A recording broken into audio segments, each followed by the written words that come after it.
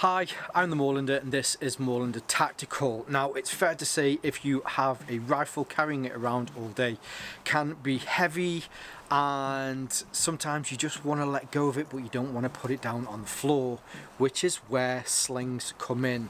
So today we're going to have a look at the Helikon-Tex the Helikon-Tex Tactical 2-point sling. Now Helikon-Tex have a few 2-point slings. This is the tactical 2-point sling. They also have a Mirage 2-point sling. They're ever so slightly different, but in a weird way they're kind of the same. For me, I find that the tactical 2-point sling offers you a little bit more over the Mirage. But I guess we can have a look at some of the difficulties with this. So we'll have a look at how this works, how to fit it, and your different fitting options. So let's turn the camera around and take a closer look. So here we have the sling itself. Now a bit about materials on here. I suppose firstly colours. This is available in lots of different colours, so if you have a certain setup, maybe with some camo options or flat colours, generally with Helikon-Tex there will be an option that will suit whatever it is, whatever sort of setup that you're after. This is the Coyote version. No, it isn't actually, sorry, this is the adaptive green version. I got my colours mixed up there for a second. Materials wise, everything that you expect from Helikon-Tex is on here. They use very high-end materials. All of the nylon on this is genuine Cordura. It's 500D Cordura. All of the webbing is a mil-spec webbing. It's actually quite nice. So it doesn't feel as tough. And the main reason I'm saying for this is mainly because this is something that will wear closer to your skin. So what the material or the webbing on here, it is slightly thinner. However, I certainly haven't had any issues with this whatsoever. Generally when it comes to webbing, it's designed so that you can carry, I don't know, 600 kilos. So for something like this, wear and tear is certainly going to be minimal. All of the pulls on here, so this one uses the fast pull on here is 550 paracord. All of the hardware on here is Woojin hardware, which I'm very impressed with. I've certainly never had any issues whatsoever with Woojin buckles or Woojin plastics. The last little bits, I guess, is you have some hook and loop on here. So if you did want to add a morale patch or maybe some name tape specifically, if there are certain or similar rifles you want to make sure that you pick up your rifle, then you've got some 1 inch webbing, sorry, 1 inch hook and loop on here as well. The actual strap itself is made mainly from this mil-spec webbing, and then to add some extra additional comfort, you then have a panel in here which has quite a tough padding in here. I will say, as far as the padding is concerned, I have had nicer padding on the neck. However, generally I tend to wear a shirt that has a raised neck, mainly because of the irritation that you can get from straps and slings through the day. So I've not had as much of an issue. On the back of the padding, it has a lot of this air mesh on here as well, just to make sure that you can get loads of air in, so you can mitigate some of the sweating. Will this stop you from sweating? No, of course it's not going to stop you from sweating. However, if you've got breaks in the day, maybe you've got range day, maybe you're using this for airsoft, you want to put it down, this will help dissipate some of that sweat so that it will come out, and hopefully it'll dry pretty quick as well. Oh, actually, while we're talking about the pad here, they also have this small pocket here on the pad. So in this pocket, you've got some hook and loop. It's not a particularly big pocket. I can just get the one finger in there at the moment. That's what she said. So this mainly is designed for batteries. If you're running some optics that you need to have some batteries in there, then you can fit AA batteries in here, you can fit AAA batteries in here, and you can also fit in here CR123 batteries as well. Again, which, you know, they're used in so many different sites. I guess if you can fit a CR123 in here, you can also fit an 18650 in here as as well, you'd probably be able to put 2 of them in, whereas CR123s you might be able to fit at least 3 of them in here as well. But that's just there if you need it. I guess if you needed to, if you had a specific tool that was long and thin, you could put that in here as well. Now getting down to the actual sling itself, so like all slings, this will have, as this is a 2-point sling, it has 2 ends. This is one of the major differences between the Mirage and the tactical sling, is really comes down to the fixture options. So on the front end, now I'm calling this the front end, so as the rifle faces forward, this will be the end that you will attach to the front of the rifle, whereas this is the end that you will attach to the stock or whatever it is at the rear of the rifle. The front end here has a fast release system, which we will have a look at in a second, so that you can pull this in tight, especially if there's moments where you just want to have the rifle close to your chest, then you can pull that in and it will sit nice and close to you. That's all done through this buckle and this toggle here, which you can pull, and it will lengthen the actual sling itself. But other than that, then you have a looped end. So bringing this in, because I think for me this has probably got some of the largest or the most ways in which you can attach this. For me personally, I just drop this through here and I attach it like this. I find it's the easiest. It does sometimes get in the way of my hand, however, it's less of a way if I was to attach it to the front sling point here. You can attach it to this front sling point, but because the sling point itself, it's probably maybe about 10 mil or so, so you have to kind of get it in there. This is a 1-inch webbing or a 25 millimeters, so you do have to crumple it a little bit, which doesn't give it as much ease whilst you're trying to manipulate your weapon. So for me, I pass it through here. Now for the YouTube police, this is an airsoft replica. This is not a real weapon. For some of you wondering though, I guess you could still do this if this was a real. Some of you might be wondering about the heat that's through here. This is one of the Magpul, is it the Magpul MOE Zukov ones? So there is a heat shroud in here between where the barrel and the handguard is, so it should stop some of that.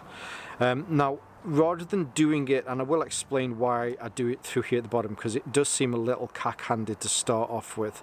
The reason that I do it through the bottom here like this is because when this gets pulled tight like that, I want this to be on the bottom of this webbing, mainly because when I have a free hand, I want to be able to manipulate the fast pull here, rather than coming down here and finding that there's another piece of webbing that's just kind of hanging around. So what I'll do is I'll run it through the first one there underneath, and then I'll also run it through the second one here underneath.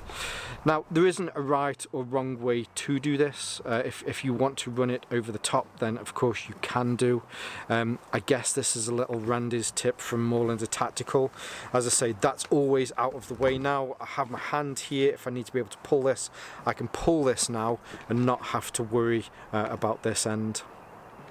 So that's one way that you can attach it here at the front. Now when you get this, so here at the opposite end, hopefully you'll notice that you have these additional loops. So you could use, if you wanted to, you could take one of these loops off of here and then you could use it at the front. That's not an issue. So maybe if you had a rifle sling, like a QD point here, what you can do is you can push that through there, pull it through, and then pull the whole rifle through that, and then you'll end up getting it looped like that. So you can use the smaller one for that. There is also a larger version here as well, which you can use for the stock as well. Personally, I've kept these both on here. Again, there's not a right or wrong way to do this. So if you wanted to, now this isn't going to work because I've just put that on there. Now when I say there isn't a right or a wrong way to do it, there is.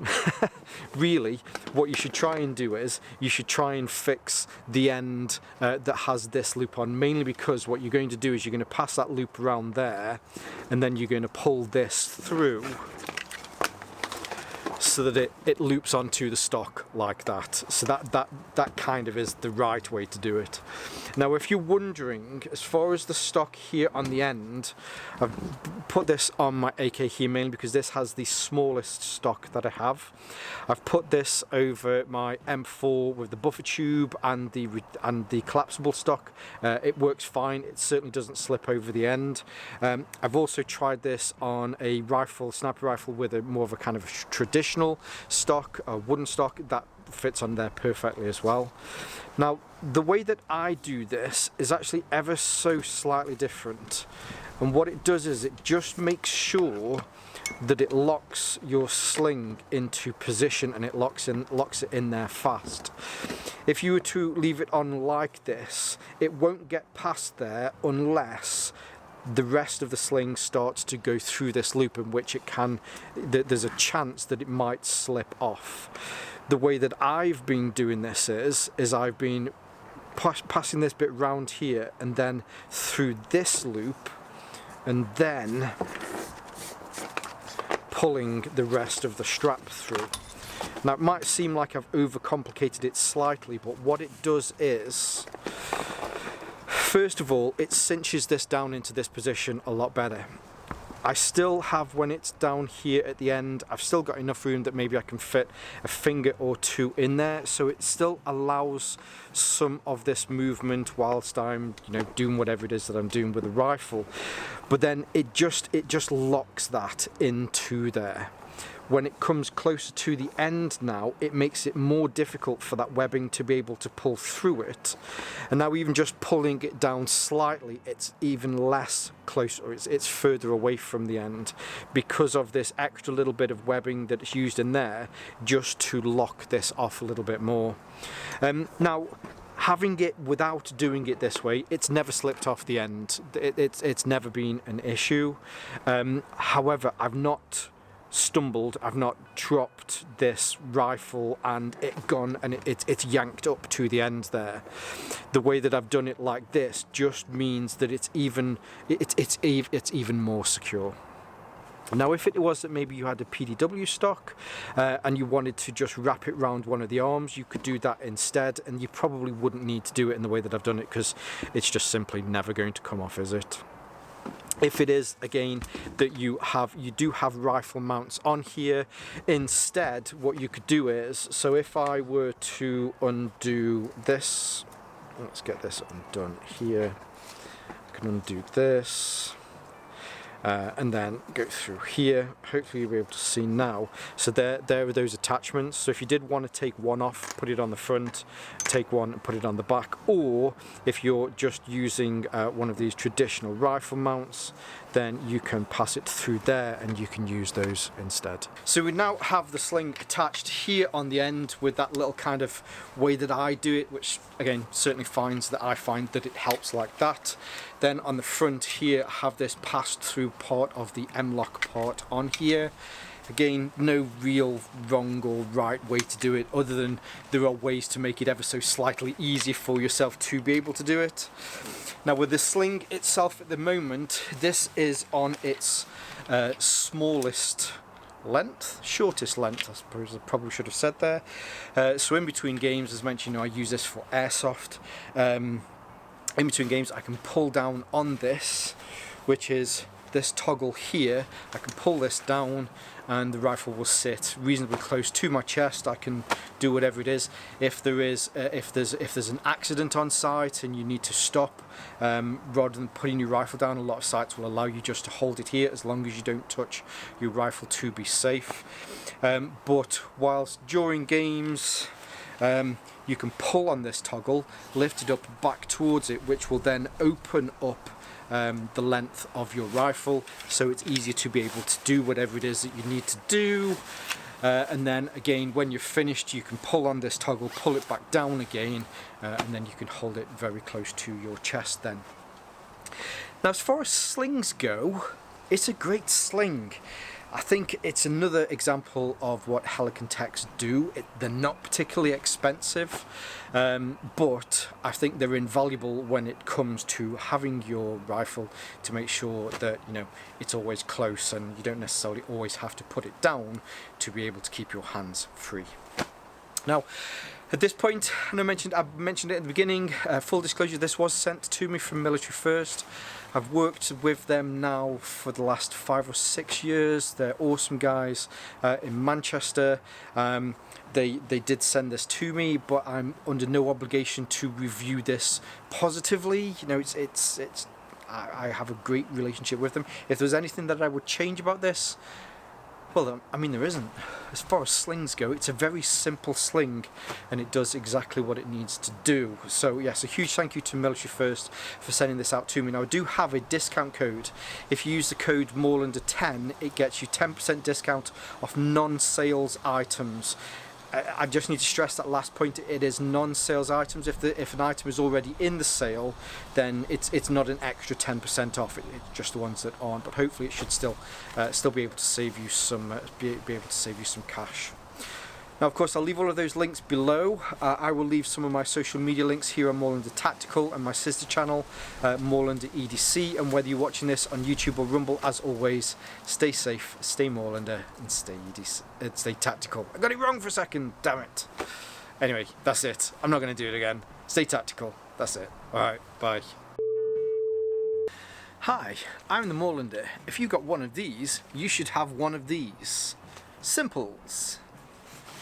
Sometimes, ever so sometimes, more times than often, I just want to punch myself in the face. Because what I'll do is I'll talk to the camera for a good minute, because it's exactly a minute before the camera will turn off because I haven't hit the record button.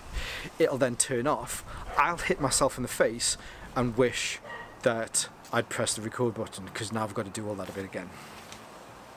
So where were we? So yeah, you know, we're all on, good to go, and then you're... the frick. Start that bit again, shall we? So then you're on at the end here. Should we call this the Randy mod?